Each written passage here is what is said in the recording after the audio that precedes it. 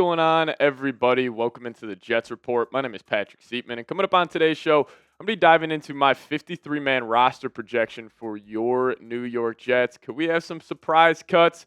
You're going to have to wait and see on today's edition of the Jets Report. But before we dive into it, let me know a name down below in the comments section. Name a surprise cut candidate for the New York Jets. Maybe this is a household name that you think could be on the outside looking in when it's all said and done, when the 53-man roster gets released. Now, obviously, training camp will play a massive part in this and preseason, so it's a little early for this roster projection, but I do think we should be able to nail it on today's show, but also name a surprise cut candidate for the Jets. So we're going to start off with the quarterback position here, the first two names, and maybe Brady Cook could potentially make the 53-man roster, but I think the Jets are more than comfortable rolling out with Justin Fields and Tyrod Taylor. And especially when you have a high-end backup, which Tyrod Taylor is, there really is no need to have that third quarterback. So I think it would just be two guys here. And plus, when we dive into the rest of this, you'll see, maybe you just need to have that extra open spot open because, especially at the wide receiver room, it's going to be tough to, narrow it down to about 6-7 guys. So quarterbacks, just going Fields and Tyrod here. And then at the running back position with 3, 4, 5, and 6, Breece Hall, Braylon Allen, obviously those guys are locks and make the team.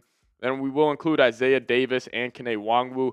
Isaiah Davis, Aaron Glenn has shown him a lot of love this offseason. He talks about not just having 2 great running backs. He throws in 3 great running backs there. So I think he's a lot locked to make the roster. And then also special teams guy, Kene Nwangwu, a great kick returner, a great punt returner.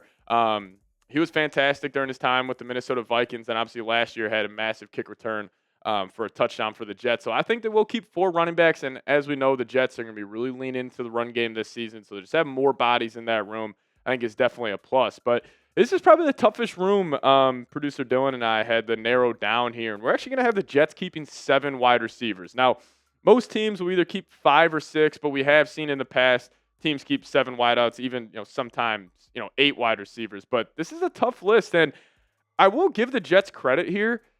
This is a pretty loaded room. Now, obviously, you don't have like the top end talent like teams like the Bengals, Vikings, or Rams where they got elite wide receiver duos. But having Garrett Wilson, Corley, Tyler Johnson, a bunch of those guys, like, yes, you do have that number 1 in Garrett Wilson, but you also have an elite kind of wide receiver room by committee for that second and third wide receiver positions. And I think the biggest question mark here was a guy like Malachi Corley making the team.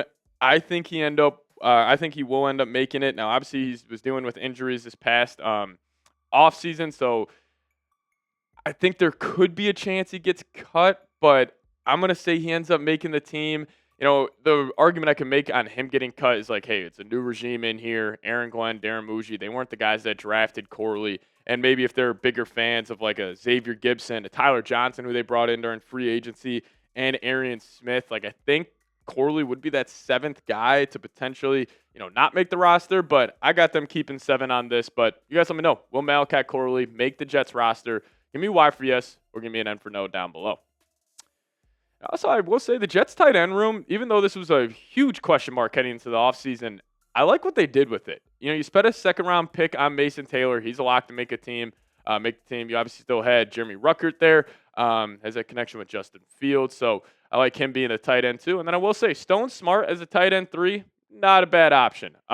He actually did pretty damn good for the Los Angeles Chargers when he had to fill in and start a couple of games this past season. But that 3-man rotation at the tight end spot, Ruckert, pretty solid blocker. Mason Taylor would just be that dynamic pass catcher, and hopefully he'll develop into a solid blocker. But those 3, not a bad room. If I had to give it like a letter grade, I'd probably say this is like a B, maybe even a B+. Depends on how impactful Taylor is year 1. But when we kick it to the offensive line, we had the Jets keeping 10 offensive linemen here. Now, normally teams, it's around 8 to 10 guys that keep on their final 53-man at the offensive line. But on the left side of the screen, you guys see the starters. This should be the Jets' starting offensive line heading into the season. Olu Fashanu at left tackle, John Simpson at left guard, Joe Tippmann. Then you got Elijah Vera Tucker at right guard, and then Armand Membu at right tackle. And if that 5-man can stay healthy, it could be a really dominant group. But then you also got good depth. Like I like Josh Myers, especially the pickup of Josh Myers this offseason, I think was a very key one because he can play guard, he can play center. And at the interior of the Jets' offensive line, like Simpson, Tippmann, and Vera Tucker have all dealt with injuries in the past. And the reason also why we have the Jets keeping 10 guys here, kind of like what we were saying, they're going to be a very physical group. They're going to run the football a whole lot, and that could just naturally lead to more injuries on the offensive line. And plus the Jets, I mean, the injury bug has definitely gotten the better of them over the last couple of years at that offensive line. So just having more depth there, I think, will be key. And, it's an Aaron Glenn football team. He's going to want to have a whole lot of offensive linemen on that final 53-man roster. So we got 10 guys on the offensive line, but also 10 guys on the defensive line. You obviously got a big three, in my opinion, in Will McDonald, Jermaine Johnson, and Quinnen Williams. All of those guys are obviously locks to make the team. Same with a guy like Derek Nottie and Michael Clemens. And, for the backups, we ended up going Rashad Weaver, Tyler Barron, Jay Tufeli, Brian Coer, and Leonard Taylor III. So, honestly, there's solid depth there. I would have liked the Jets to maybe bring in one or two other defensive linemen this offseason. Because Nottie is, older, has had some injury histories, and, are you banking on him playing 17 games? I think that would be, wishful thinking there. So I would have wished the Jets would have brought in another defensive lineman, and, they very well still could. They could just sign a guy on a vetman deal, but, probably the biggest question mark at the defensive line is the depth at the defensive tackle spot, but I'm also very, very optimistic about this group. I think Quinnen Williams will have a bounce-back year, getting back to being one of the better interior defensive linemen in the league. And then I think Will McDonald and Jermaine Johnson, both those guys, they could have 10-plus sack seasons. Like, that front seven for the New York Jets could be absolutely disgusting. And, I'll say this, the linebacker room, pretty solid. Obviously, you had Francisco, the fourth-round pick from Miami, rookie. He'll make the team.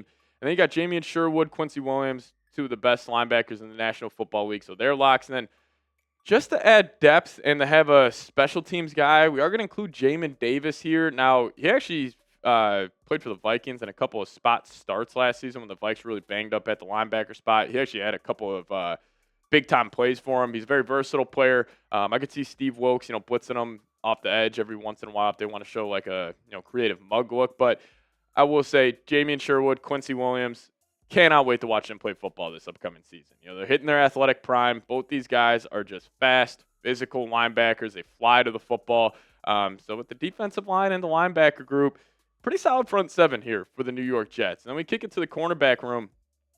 Sauce Gardner, locked to make the team. Same with Brandon Stevens, A.Z. Thomas, and Michael Carter II, one of the better slot corners we have in the National Football League. And then the backups, we went with Isaiah Oliver and Quantez Stiggers to be the backups behind Sauce, Stevens, and A.Z. Thomas. I'm really hoping that A.Z. Thomas ends up starting across from Sauce this year. I think if you had at least for me personally, I would love to see Sauce, A.Z. Thomas, and then Michael Carter in the slot. If A.Z. Thomas pops, that's a pretty damn good cornerback trio that you would have. I mean, obviously Sauce, we're hoping he gets back to being the best cornerback in the league. Definitely didn't play his best football at the second half of last season. And A.Z. Thomas, he's impressed during OTAs. He's impressed during minicamp. Hopefully he can keep that rolling during training camp in the preseason. But if he shows you a lot during the preseason, he puts a lot of good tape out there. I understand you just gave Brandon Stevens that 3-year, $36 million contract, and he'll probably, no matter what, get the nod week one. But I'm going to be very curious to see, and this is going to be something that, Aaron Glenn, like, how much does he trust his rookies? Like, will he rather go the veteran route like a Stevens, even if maybe A.Z. Thomas is outperforming him at training camp? I'm going to be very intrigued to see how Aaron Glenn handles that. But the safety depth chart here, definitely the weakest position group on the New York Jets. There's no doubt about it. You're really banking on Andre Sisco having a massive year, and I think he could. If the Jets can get consistent pressure to the quarterback, he could be in line to maybe having a 7-interception season. Now, Tony Adams will make the team, and same with rookie Malachi Moore. And then we will have UDFA Dean Clark making this list. Had a good OTA stretch, had a good minicamp stretch. Hopefully he can continue that during training camp and the preseason. But kind of same thing I was saying with A.Z. Thomas and Brandon Stevens. I'm hoping Malachi Moore eventually starts this year over Tony Adams.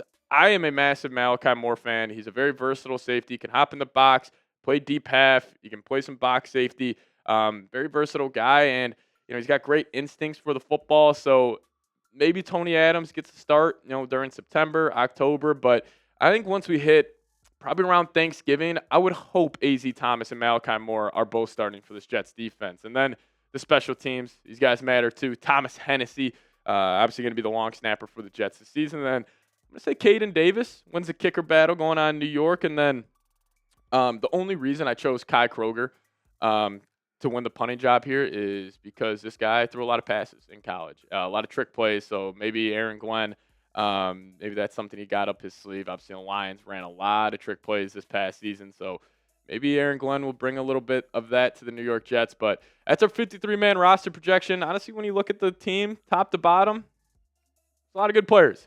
But again, it will all come down to the head coach and the quarterback. If they can take this potential 6-7 win team, maybe they get them up to like a 9-10 win team this season. But we appreciate you guys watching today's show. If you guys made it to the end, hit me with a Go Jets down below in the comments section.